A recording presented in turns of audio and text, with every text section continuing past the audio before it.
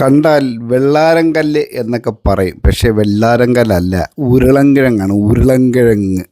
നമ്മൾ ഇന്നിപ്പോൾ നിൽക്കുന്നത് ഇവിടുത്തെ ഉരുളൻകിഴങ്ങ് പാടത്താണ് നിൽക്കുന്നത്.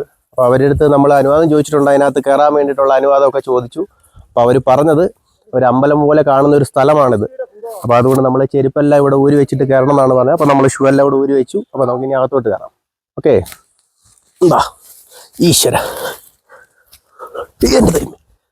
നമ്മൾ ഉരുളൻകിഴങ്ങ് കൃഷിയാണ് കണ്ടുണ്ട്, വിളവെടുപ്പ് കണ്ടുകൊണ്ടിരിക്കുകയാണ്. കണ്ട കിളച്ചെടുക്കുന്ന കണ്ട.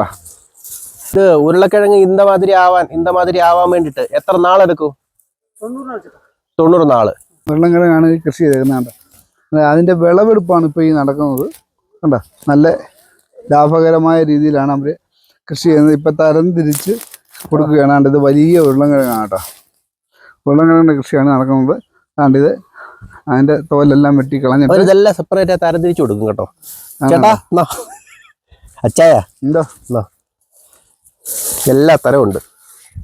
അതെ, പല ടൈപ്പാട്ടോ. ഫ്രഷായിട്ട് കണ്ടേ കിളച്ചെടുത്തുകൊണ്ടിരിക്കുന്നതാണ്. കണ്ട, ഈ കാണുന്ന ഉരുളൻകിഴങ്ങ് ചാക്കുകളാണ് ഈ കാണുന്നത്. കണ്ട, പാക്ക് ചെയ്ത് വെച്ചിരിക്കുകയാണ്. അവിടെ ലോഡിങ് നടക്കുന്നു.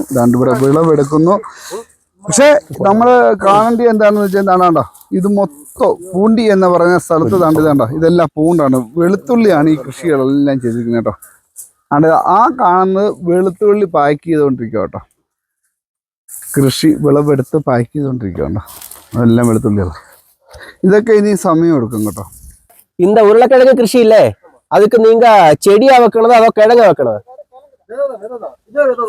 ഓ, ഇത് തന്നെ വെക്കുക. ആ, ഓക്കെ. അതായത് ഈ ഉരുളൻകിഴങ്ങാണ്, അല്ല പ്രത്യേകിച്ച് വിത്തില്ല. ഈ ഉരുളൻകിഴങ്ങ് തന്നെയാണ് അതിൻ്റെ വിത്തായിട്ട് ഉപയോഗിക്കുന്നത് കേട്ടോ.